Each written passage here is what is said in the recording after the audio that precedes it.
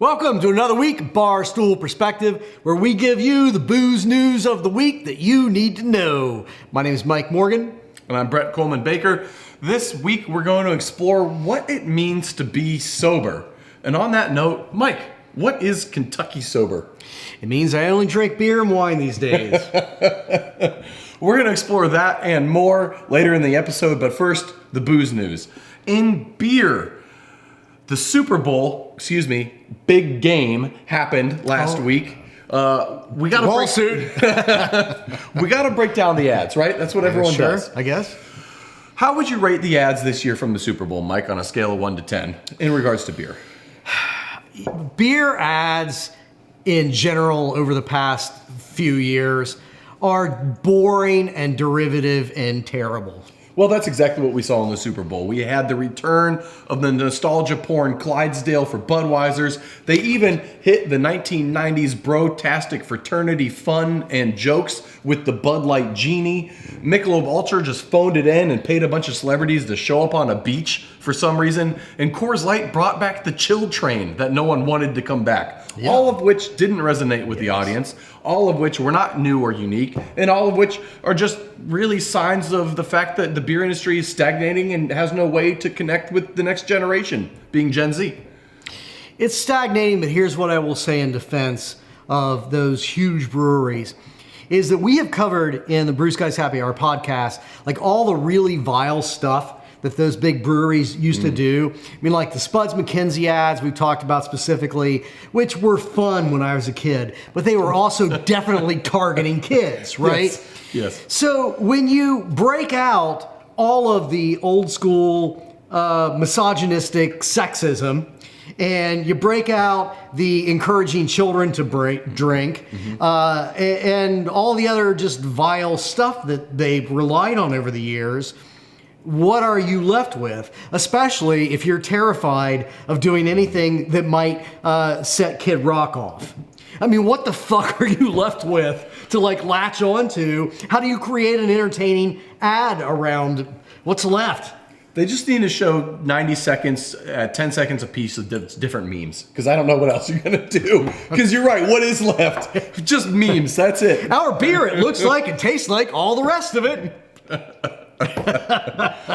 In wine news, the FBI has subpoenaed some of the top name wineries and over 40 different individual people associated with these wineries in Napa Valley. Time. What for? Well, that's the thing, Mike. No one knows why. Maybe you can shed some light on the situation for us. Why did the FBI subpoena all of these high-end wineries? Brett, what has happened is it's very similar to the... I mean, admittedly, this is completely irresponsible speculation on my part. Has no basis in fact. But what's happened is it's like a Jeffrey Epstein thing, except at Francis Ford Coppola's winery with like a lot of middle-aged, really attractive women. Like that's what's going on, and it's about time to me that there's a crackdown on that.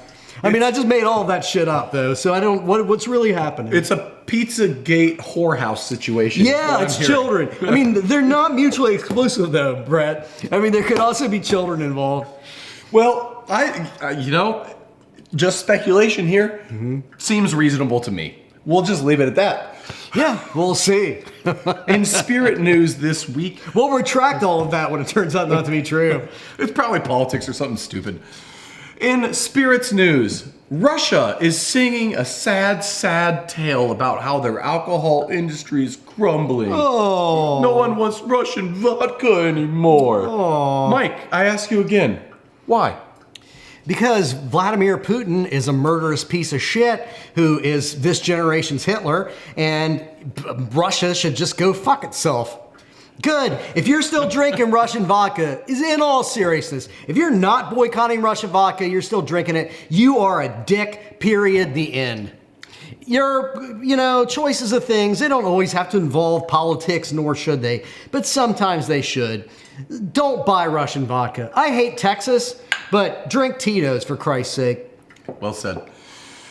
On bar, restaurant, retail news, good news, surprisingly. Yeah. Things are up 5.1%. You mean like the price of everything? Well, that is true, but for some reason, going out to restaurants is up year over year in January by over 5%, which is crazy. Everything else is down. Everything else is getting crushed. People aren't spending. Consumer spending's down. But people are we over it? Are we finally ready to go back out? What's happening?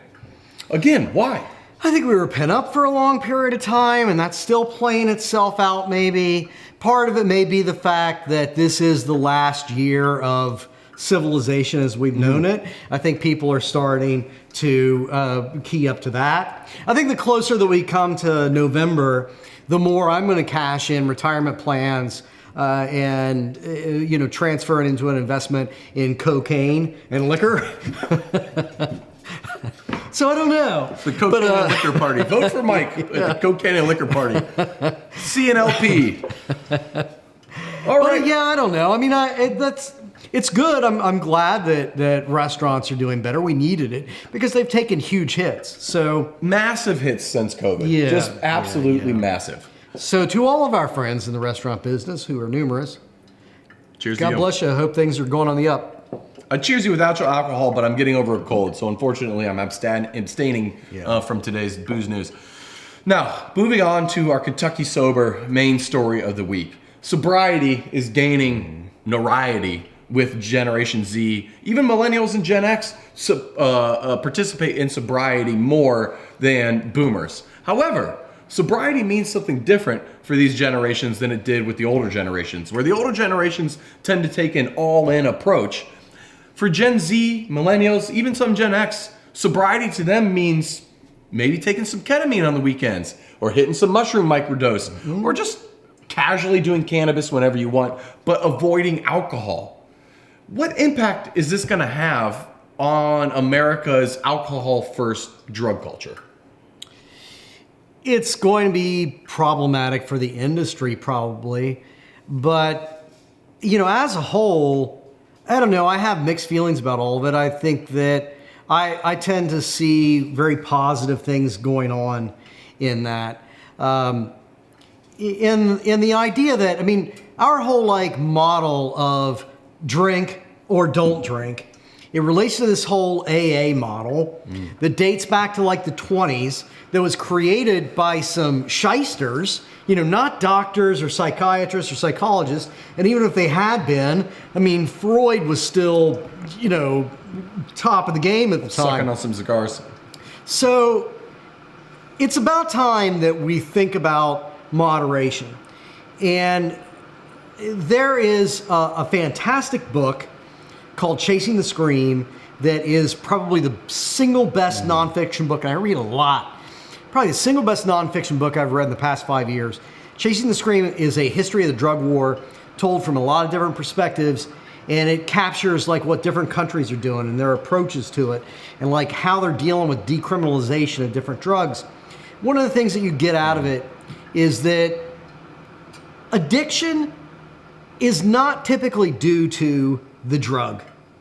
Addiction is due to underlying trauma, or some underlying issue that's combined with the power of a drug. And that's true whether it's alcohol or it's coke or it's heroin.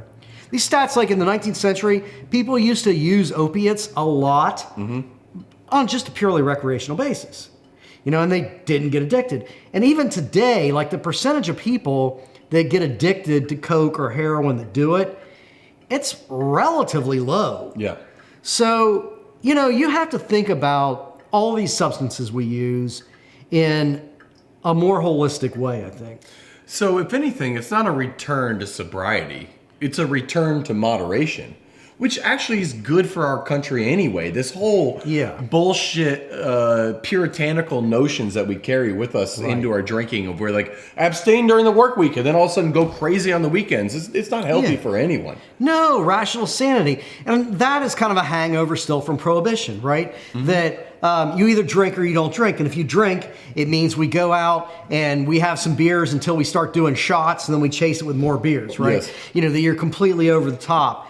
And it's the same thing, you're a druggie or you're not.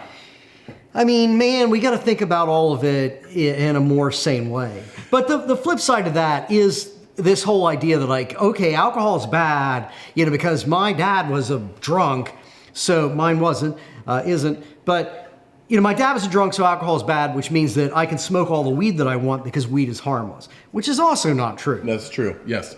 And, if anything, I think it's a little negligent to use the term sober when really what you mean is moderation as well. Right. Because now all of a sudden, what I worry about as a brewery owner is that if you're saying sober, you're setting the expectation. I know you're doing it to be like ironic and funny, and Demi Lovato came up with the California Sober in 2021 and all that shit. And it's all tongue in cheek. But the issue is the politicians, they're dumb. They're idiots. They're sticks in the mud. They don't understand fucking modern people or humor or anything really. And to them, they think, the sobriety's gaming movement. Maybe this neo-prohibitionist shit has some merit, and we're going to potentially ban alcohol or enact legislation like they do with tobacco against it. So to me, let's not promote sobriety in a joking way. Let's just promote moderation in a real way. Let's also promote dealing with real addiction problems in a responsible, clinically based, smart way, rather than some bullshit arbitrary way that some idiots came up with in the fucking 20s. I like collecting things too, but I don't need sobriety coins to motivate me to not drink. No offense to anyone out there who really is attached to them. If it works for you, that's fine, but I think that there needs to be better models. Yeah, absolutely. And I mean, also with that, if you're avoiding the drug that is your real trigger, the drug that you have a very unhealthy relationship with, and we've talked about this a little bit. Certainly, we're irreverent about all these things, but the one drug that really has been problematic in my life is the one that I started imbibing in when I was a teenager. So sometimes, which is not a good, responsible place to make your relationship with a particular drug, and booze is. So for me, I quit drinking liquor. I do, in fact, just drink beer and wine these days. It's interesting, I think, how it's going to develop with cannabis becoming more a part of our lives. And it will. It's not going to go away at this point in time. No. How does that interact with bar culture? Are we going to just move to a place where smoking indoors is legal again and you can have joints or vapes inside? Or are cannabis-based beverages really going to gain traction? And if you go out to a bar or a brewery, you either get one of their THC versions or you get one of the alcohol versions. You can order a cocktail made with THC, or you can order a cocktail made with alcohol. Is that a reality that can exist? I kind of think it can. It can, or I mean, we used to pregame. We all did it. All of us that drink a lot, went to college. You pregame. You got a good buzz on the head with natural light because it was cheap before you went to the bars and you started paying more money.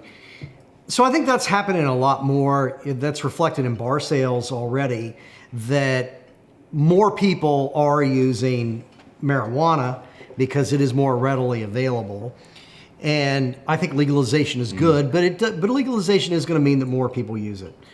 So, I think that people are getting high more and they're drinking less in bars as a result. I think you're also going to see that. Yeah, maybe this just further erodes the foundation of dive bars in this country. Maybe it doesn't. I think quality over quantity should benefit actually from the rise of cannabis. You smoke a little doobie, you have a couple nice beers. That sounds like a great evening, and you're not getting too messed up on either to feel bad the next day. Right. I think that will continue, which is good for a craft brewer. Not great for these swingers, slingers. Sure.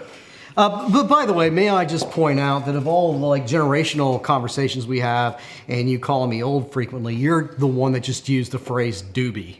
Damn it! I was thinking that when I said it. It's like shit. Sound like a '60s hippie in this motherfucker. Yeah, I have to be getting high with somebody over 70 to hear the word doobie.